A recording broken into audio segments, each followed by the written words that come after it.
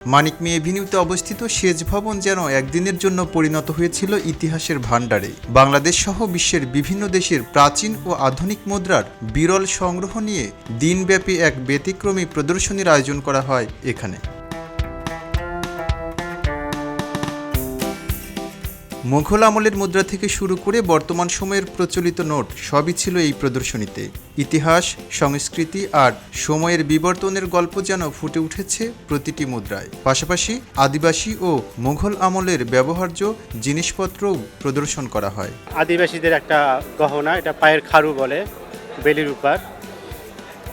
আরও আছে, যেমন হচ্ছে এই যে আমার কাছে একটা হচ্ছে সিন্ধুকের তালা আছে, ব্রিটিশ আমলের সিন্ধুকের তালা। তারপর হচ্ছে আপনার হচ্ছে ব্রিটিশ আমলের কালির দোয়াত, এটা কাঠের তৈরি, এখানে হচ্ছে পিতলের কাজ করা হয়েছে। এই যে কালিটা এখানে থাকতো আর কলম এখানে রাখতো।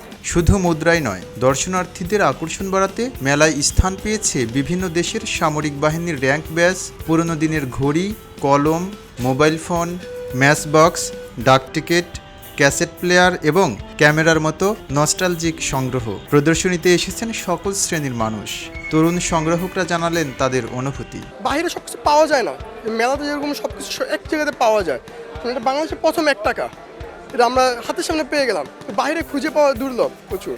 আমি যুক্ত পাকিস্তানের মুদ্রা নিয়েছি, এক রুপি আর হচ্ছে হাফ পয়সা মুদ্রা নিয়েছি। টাকা কিনতে এসেছিলাম, তারপর হলো কয়েন কিনতে এসেছিলাম,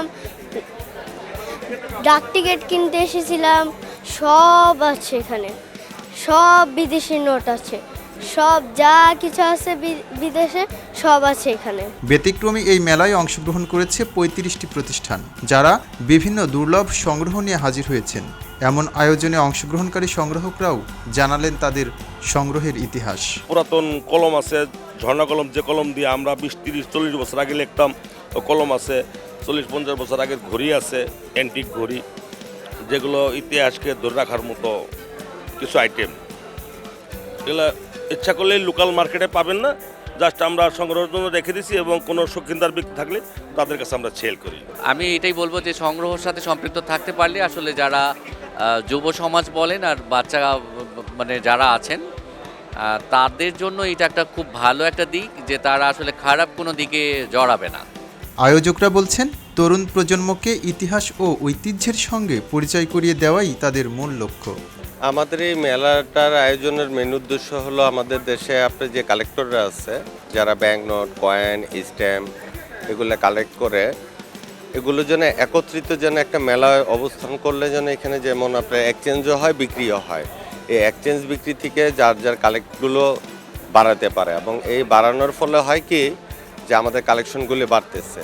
আর আমাদের মেন উদ্দেশ্য হলো কালেক্টর সৃষ্টি করা, কারণ যত আমাদের কালেক্টর সৃষ্টি হবে তত যুব সমাজ এটার উপরে যদি নিয়ে কাজ করে, অনেক দেশের ঐতিহ্য, তাদের দেশ সম্বন্ধে একটা ধারণা পায়। এখন তো যুব সমাজ আপনার বিশেষ করে মোবাইল কিংবা ফেসবুক এগুলি নিয়ে সবাই ব্যস্ত থাকে।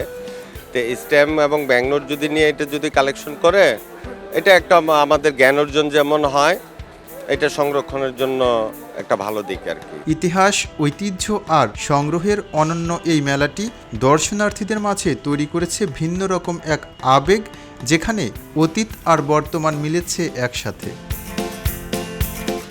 এম রহমান, খবরের কাগজ, ঢাকা। খবরের কাগজ, নিখাত, নির্ভীক, নিরপেক্ষ।